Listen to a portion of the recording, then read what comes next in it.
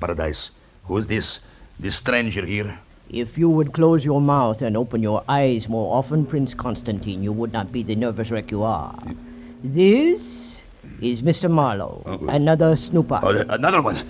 Paradise, listen to me. It's better if we quit. It's better if we don't try it tonight. It's out of hand. I don't like it now. We should get away and come back next year and do it. You jellyfish, there is nothing to worry about now.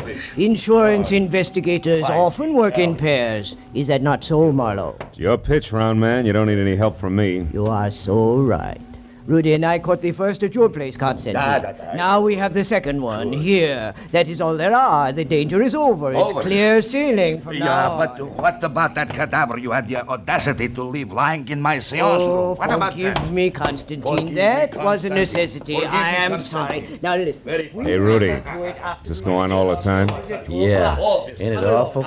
And think of all the champagne, caviar, buffalo, stroganoff you can buy with the mermaid. I don't care. Just a bracelet, but at the same time it is $75,000 worth of diamonds and platinum. Okay, Paradise. I trust you. Now, we go, huh? My Gnazdo. Yes, Prince. The Gnazdo it is, and success. Hey, Mr. Paradise. What should I do with the big boy here? Yeah, you're kind of leaving a loose end around, aren't you, Fatty? If I had the time, Marlowe, I would beat the arrogance out of you a little chunk at a time. Rudy. Yeah? You've got no initiative, but you do have imagination. So use it. Goodbye, Marlowe.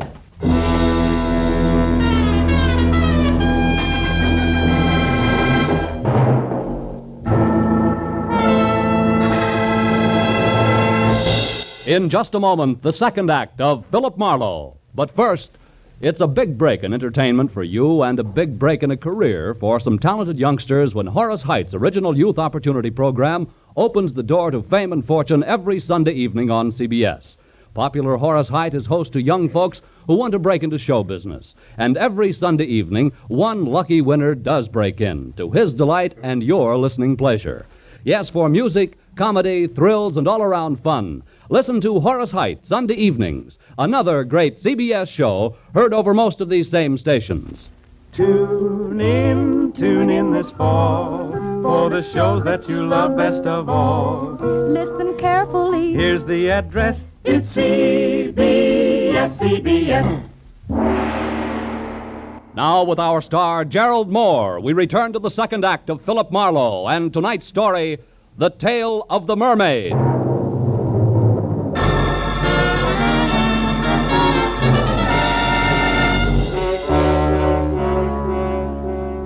When Louis Paradise hesitated at the door, snarled the suggestion that this henchman used his imagination in disposing of me, and left in lockstep with the White Russian screwball, I got the point. But even if I'd missed it entirely, one look into Brother Rudy's eyes would have done the trick. There were no pupils, just slits of lethal viciousness. Windows to his warped little mind where I could practically see the montage going on. That ran from ancient thumbscrews by candlelight up to a generous beating by street lamp with brass knucks. I felt a cold knot grow in the pit of my stomach as Rudy, with a cannon in his hand, pointed at my head, started toward me. And from someplace outside, I got a break. Two romantic cats. Rudy spun toward the sound. One chance to a customer, Rudy, and you missed. Kill you, Marlowe. I'll blow your head off. Not tonight, gentle soul. Give it to me. I don't want you to hurt yourself until we've had a chance to talk. That's it. Now, lie down. I knew there was some reason why I like cats, their voices. Okay, Rudy, you've had enough rest. Now let's get back to business. Now, wait a minute. Come on, get up. We're going to talk. Wait, hold it, please. No reason for any more rough stuff. I'll cooperate. That's better. Where did Paradise and His Highness head for? The Gnazdo, where is it? I don't know. Come on, you said there was no reason for rough stuff, remember? Ow! Yeah, I remember. That Gnazdo, that's something I never heard of. An unhappy coincidence, Rudy. It's one thing I'm interested in. Wait. Must be something else you want to know. Something else I could tell you that... Hey, what are you going to do? You mean you can't tell, Rudy? That's Keep funny. away. All it takes is a little imagination.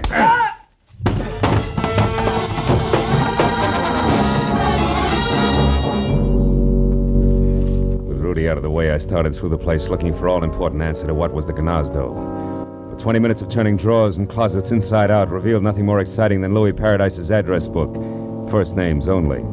And a picture of a girl named Toodles who belonged to the Roaring Twenties.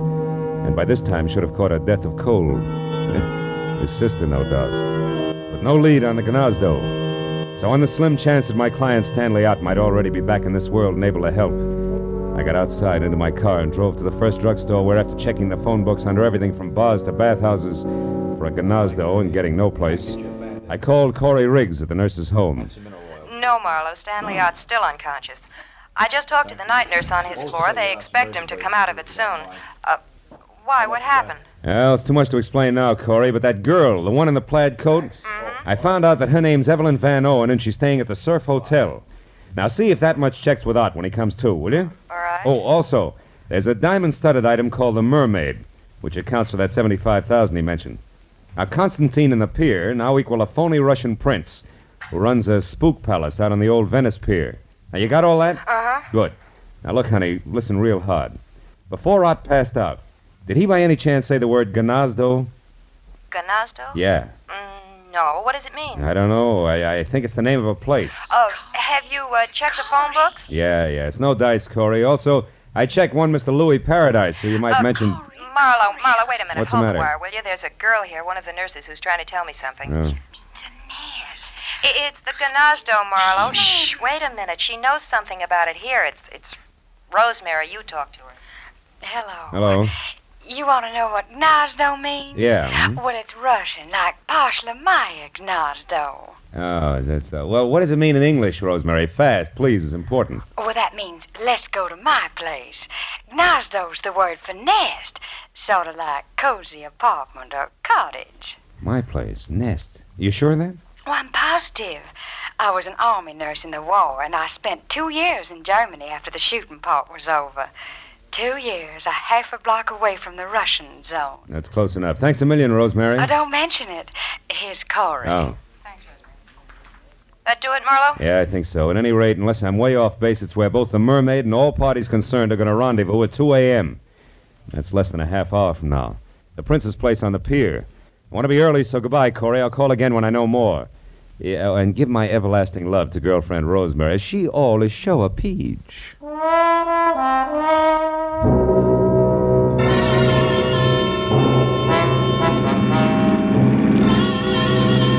There was still a few parts missing, the way there always are.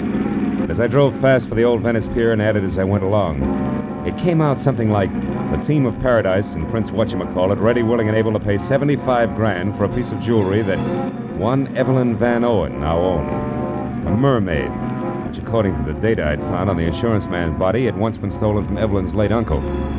But I left it there when my rearview mirror said a long gray sedan that had been tagging me discreetly for the last 3 blocks was now being indelicate about it and closing fast. The driver was old pal Rudy, and as he came abreast, he headed for me.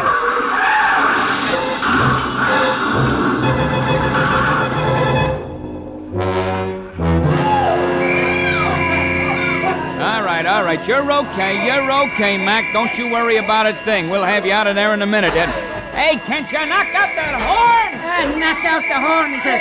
What do you think we're trying to do? It ain't so easy getting my hand past this printed hood, you know. Oh, gee. Oh. Well, that's better. Hey, cabby, what'd I hit? Well, in order of their appearance, Ooh. Mac, your car into a telephone pole and then you into your dashboard. Oh, fine. Yeah, you're sure lucky you bounced off the curb first, mister. I'll say. Slowed you down plenty. Oh, hey, here comes the ambulance. Yeah. Look at the roll. Not for me. I'm all right. Hey, come on, cabby, help me out of this, will you? Sure, that's what we're trying to do, but don't you worry, the ambulance ain't for you. It's for the guy that sideswiped you and then tried to get away. I seen what happened, and I went after him in me cab. He turned into a dead end, no less, trying to shake me. Ooh, is he a mess? But I guess he'll live all right. Hey, what's he got against you anyhow, Mac? Just my life. Listen, your cab's still all right? Sure, there's someplace you gotta go? There is. The old Venice Concessions Pier, my friend, and the sooner the better. Come on.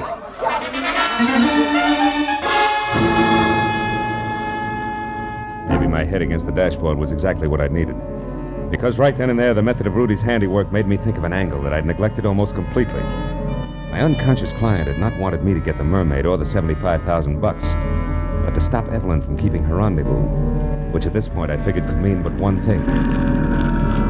It was exactly 2 o'clock when the cab slammed to a stop near the pier, and I piled out and ran onto the empty, fog-dampened planking that led to Prince Constantine's shack. Nothing but mist moved over the pier. No unusual sound broke the pattern of waterfront noises. And I thought momentarily that I was still in time to prevent what Stanley Ott somehow knew was going to happen. That Louis Paradise and his eccentric sidekick intended to get the mermaid from Evelyn, but pay off in only one way.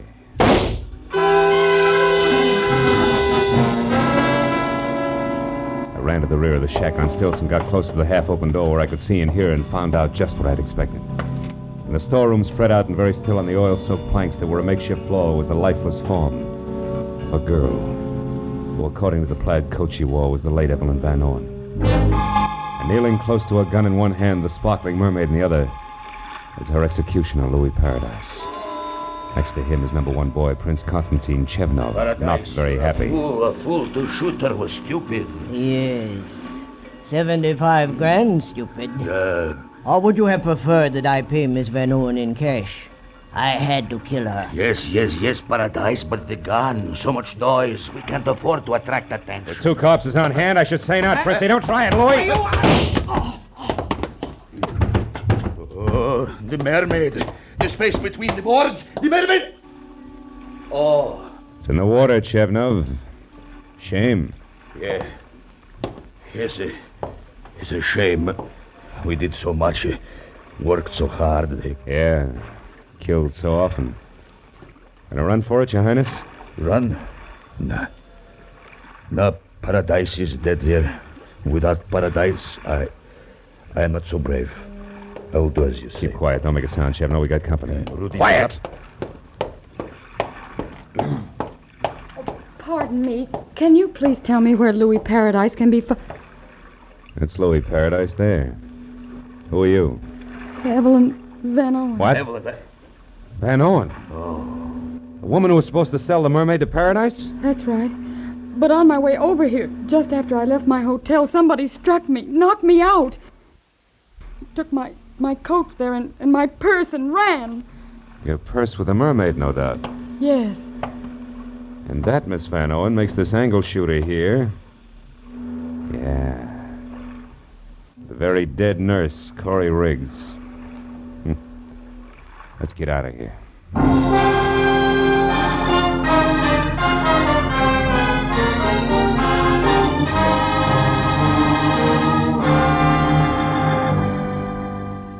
Nothing to worry about, Miss Van Owen. Stanley's going to be all right. Oh, I'm so happy. Why is it women always cry when they're so happy? Huh? I don't know, but it's effective. Well, I'll run along now. Goodbye. Bye, Doctor. Bye. You know, Mr. Marlowe, when I was in Stanley's room with the doctor, Stan said he didn't lose control of his car at all when he had that accident in front of your place. He was run off the road by a gray sedan, I know. Because I had the same treatment. It's one of Louis Paradise's henchmen, Rudy. Where's your car, honey? I'll walk you out. Oh, just outside the front door. Mm-hmm. Tell me, did I tell you why Rudy roughed him up? Yes, in a way. You see, I told Stanley about the deal with the mermaid, and he thought it all sounded a little phony. Can't understand why. He's a lawyer, you know. Ah, legal type mind. Yeah. He said meeting anyone at 2 a.m. was ridiculous, so he investigated as much as he could because he was worried about me. We're engaged, you know. No, I never would have guessed. And he found out that Mr. Paradise was a fence. And Stan said that probably he never intended to give me the $75,000 for the mermaid at all. That they intended to kill me. Here we are. Tell me, why did you get in touch with Paradise in the first place? I was just following Uncle Otis's instructions. He gave me the mermaid when he was dying. And he told me if I wanted money to sell it only to a Mr. Paradise, but not to mention it to anyone. Your uncle faked the robbery, collected the insurance money, and then let you sell the mermaid to a fence, huh? Just lucky for you that Nurse Corey Riggs was clever. She put together just enough of Otis's gibberish to know that there was something good to be had and then got me to unravel it for her. And she got killed taking my place. When she tried to collect your $75,000. Yeah. Oh, here's my car.